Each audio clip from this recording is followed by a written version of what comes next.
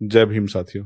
जैसा कि आप सब जानते हैं, मुझ पर कुछ गंभीर आरोप लगाए गए हैं। मैं इस मुद्दे पर सोशल मीडिया या पब्लिक प्लेटफॉर्म पर कोई अनाप शनाप टिप्पणी करना सही नहीं मानता। मेरा धर्म है, मेरा फर्ज है कि मैं ऐसा कोई शब्द न कहूं जिससे किसी बहन बेटी की गरिमा को ठेस पहुंचे। इसलिए साथियों, मैं फिलहाल ज्यादा कुछ नहीं कहूंगा, लेकिन इस वीडियो में 5 ऐसे सवाल रखे गए हैं जो बहुत जरूरी हैं। ये सवाल हर उस शख्स के मन में उठते हैं जो सच्चाई को जानना चाहता है। आप सबसे विनती है, इस वीडियो को आखिर तक देखें, समझें और सोचें, और जितना हो सके इसे अपने व्हाट्सएप ग्रुप्स और सोशल मीडिया पर शेयर करें ताकि सच्चाई हर इंसान तक पहुंचे। और हाँ, हमारे छोटे भाई के चैनल को लाइक और सब्सक्राइब करना मत भूलिएगा। यही हमारी ताकत है, यही हमारी आवाज है। जय भीम।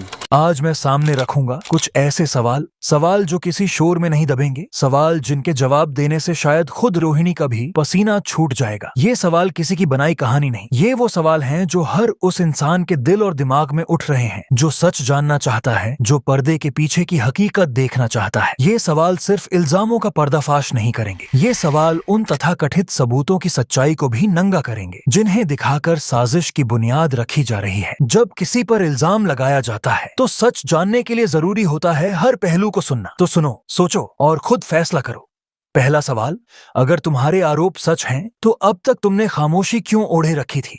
किस वजह से इतने समय तक एक शब्द तक नहीं बोला? क्यों नहीं उस वक्त सीधे पुलिस के पास गई जब तुम्हें पहली बार जरा भी तकलीफ हुई थी? क्यों नहीं लिखा एक भी शिकायत? क्यों नहीं दर्ज कराई FIR? क्या तब डर इतना हावी था कि तुम्हारी आवाज खुद तुम्हारे अंदर कैद हो गई थी? और अगर हाँ, तो आज वो डर अचानक कैसे टूट गया? कौन सी ताकत, कौन सा साहस, कौन सी वजह तुम्हें आज ये बोलने पर मजबूर कर रही है? या फिर ये ताकत किसी और के इशारे पर आई है? ये साजिश की बिसात है या इंसाफ की तलाश? दूसरा सवाल, जब चंद्रशेखर भाई हर रोज संघर्ष की आग में जल रहा था, जब वो सड़कों पर लाठियां उठा रहा था, जेल की सलाखों के पीछे सड़ रहा था, जब वो अपनी जान की बाजी लगाकर समाज के हक की लड़ाई लड़ रहा था, तब तुम्हारे दिल और जबान पर चुप्पी क्यों थी? क्यों तुम्हें तब ये सच्चाई लोगों को बताने की जरूरत नहीं महसूस हुई? क्यों नहीं तुमने तब वो आवाज उठाई जो आज अचानक बुलंद हो रही है? क्या तुम्हें तब डर था या तुम्हारे इरादे तब कुछ और थे? और अजीब बात ये कि जैसे ही जीत की माला गले में पड़ी, जैसे ही जनता का आशीर्वाद मिला, तुम्हारी याददाश्त लौट आई। ये संयोग है या सोच समझकर बिछाया गया जाल?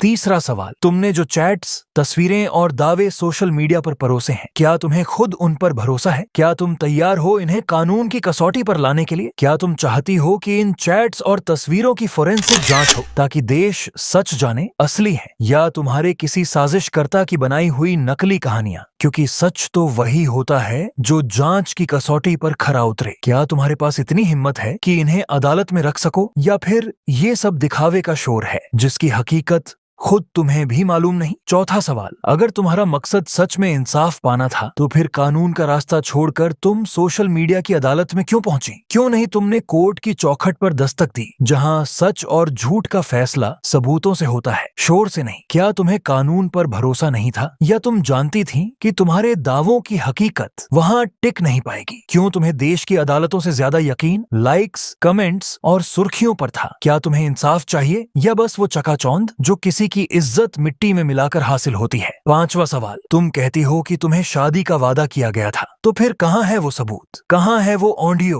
वो वीडियो, वो दस्तावेज जो इस दावे को सच साबित करे? कहीं ऐसा तो नहीं कि ये सिर्फ तुम्हारे शब्द हैं जिनका कोई आधार नहीं? क्या तुम्हारा सच सिर्फ बोलने भर से सच हो जाएगा, या फिर तुम्हें खुद भी यकीन नहीं कि तुम्हारा ये दावा सच की कसौटी पर खड़ा रहेगा? तो ये थे वो सवाल जो सिर्फ पूछने के लिए नहीं है, सवाल जो हर सोचने वाले जमीर को झकझोरने के लिए है। अब फैसला तुम्हारे हाथ में है। क्या तुम भी साजिश का शिकार बनोगे या सच को उसकी असली शक्ल में पहचान पाओगे? याद रखो, इल्जाम लगाने में वक्त नहीं लगता, लेकिन सच की गहराई में उतरने के लिए हिम्मत चाहिए। मैं सच्चाई से नहीं डरता। अब बारी तुम्हारी है। सुनो, सोचो और खुद सच का फैसला करो।